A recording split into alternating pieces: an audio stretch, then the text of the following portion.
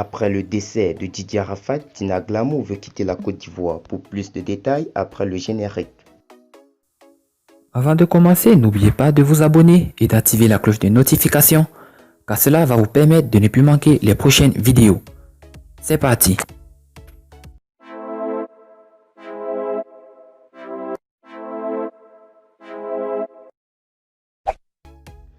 Tina Glamou commence de plus en plus à ressentir le mal du pays après la mort tragique de son fils l'année dernière. La maman de Didier Arafat envisage désormais quitter la Côte d'Ivoire.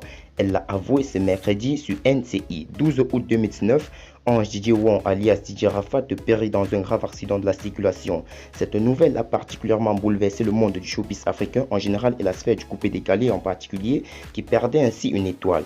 Lobo Valentine, plus connue sous le nom de Tina Glamou, la mère de l'artiste, est jusque-là inconsolable. N'empêche qu'elle ne manque pas de publier des vidéos sur les réseaux sociaux pour réagir à des accusations ou clasher des personnes qu'elle pense être de connivence avec ses détracteurs.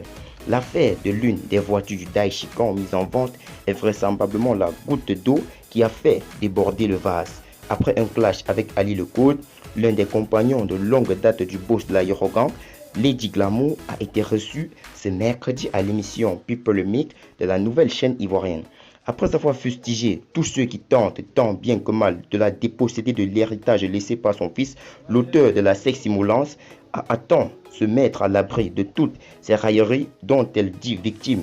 Depuis déjà presque 10 mois, je suis dans une peine pas possible parce que aujourd'hui, je ne sais pas pourquoi mon fils est mort, a-t-elle avoué lors de cette émission dont l'auditoire s'agrandit au fil des émissions. Elle entend par ailleurs prendre exemple sur une autre mère qui a traversé la même situation qu'elle. Nous sommes deux chanteuses ivoiriennes qui avions perdu nos enfants. Jonathan, que mon fils chante là, c'est le fils d'une femme qu'on appelle Zita. Elle n'a pas pu supporter, elle est partie se mettre en France. Je sais qu'elle était en France aux dernières nouvelles, a-t-elle révélé avant d'arriver à cette conclusion. Moi de même, je dois quitter la Côte d'Ivoire normalement.